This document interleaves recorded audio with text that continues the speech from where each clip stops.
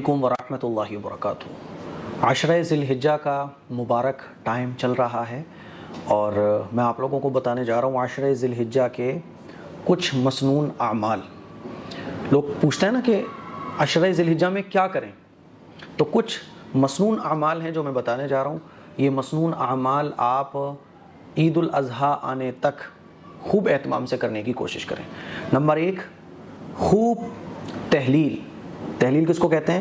تحلیل کہتے ہیں لا الہ الا اللہ محمد الرسول اللہ، لا الہ الا اللہ محمد الرسول اللہ۔ تو خوب تحلیل کریں، تکبیر پڑھیں، تکبیر اللہ اکبر اللہ اکبر، اور تحمید الحمدللہ الحمدللہ، کیونکہ اللہ کے نبی صلی اللہ علیہ وسلم کی ایک حدیث ہے جس سے پتہ چلتا ہے کہ حضور نے ارشاد فرمایا کہ عشرہ ذی الحجہ میں خوب اللہ کی تحلیل، تکبیر، تحمید بیان کی جائے۔ اور یہ جو چلتے پھرتے اٹھتے بیٹھتے جب بھی ہم بیٹھے ہوں تو یہ خوب پڑھیں، لا الہ الا اللہ، اللہ اکبر، تحمید الحمدللہ، ٹھیک ہے نا؟ اور سبحان اللہ بھی پڑھ سکتے ہیں۔ تو نمبر 1، کثرت سے اللہ کا ذکر کرنا ہے۔ نمبر 2، توبہ اور استغفار کی کثرت کرنا۔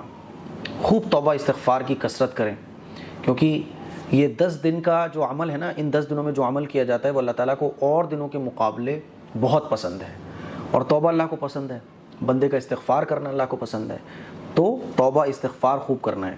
نمبر 3، اعمال صالحہ کا اہتمام کرنا۔ اعمال صالحہ یعنی جتنے بھی نیک کام ہیں، جتنے نیک کام آپ کر سکتے ہو، چھوٹی سے چھوٹی نیکی کرنے کا موقع ملے اس کو بھی ہاتھ سے مت جانے دو۔ کوئی آدمی پیاسا ہے، پانی پلا دو۔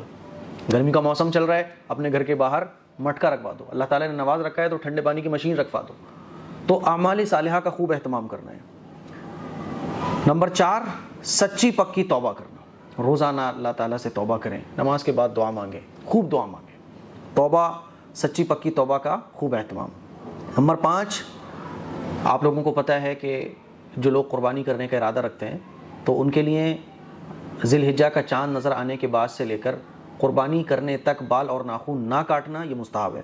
تو 5واں عمل ہے کہ اگر آپ قربانی کرنے جا رہے ہیں تو بال اور ناخن آپ کو اب قربانی کرنے تک نہیں کاٹنا ہے۔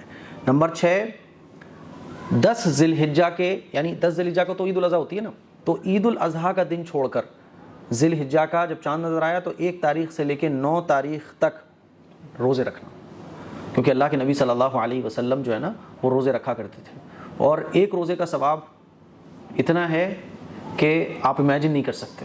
رمضان کے بعد جن روزوں کا سب سے زیادہ ثواب ہے وہ عشرہ ذی الحجہ کے روزے ہیں، تو 1 تاریخ سے 9 تاریخ تک روزے رکھنا۔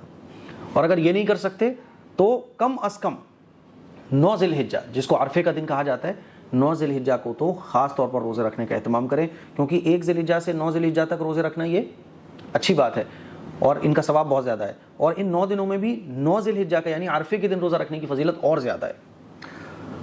نیکسٹ جو مسنون عمل ہے وہ ہے عید الاضحیٰ، یعنی 10 ذی الحجہ کو قربانی کرنا۔ عید الاضحیٰ جب آئے تو اس دن قربانی کرنا یہ بیسٹ ہے۔ آپ اس دن نہیں کرنا چاہتے تو اگلے دن کر لیں۔ تو عید الاضحیٰ کو قربانی کرنا، اگر آپ کے اوپر قربانی واجب ہے تو آپ کو کرنا ہے۔ لاسٹ جو عمل ہے مسنون عمل عشرہ ذی الحجہ کا وہ ہے تکبیرات تشریق، یعنی اللہ اکبر لا الہ الا اللہ واللہ اکبر وللہ الحمد، اس کو کہا جاتا ہے تکبیرات تشریق۔ ذی الحجہ کے عشرہ ذی الحجہ میں ان تکبیرات تشریق کو پڑھنا یہ بہت فضیلت والا عمل ہے۔ خوب ان تکبیرات تشریق کو پڑھیے، آپ خوب پڑھیے، مزے لے کے پڑھیے۔ اللہ اکبر لا الہ الا اللہ واللہ اکبر وللہ الحمد، ہے نا؟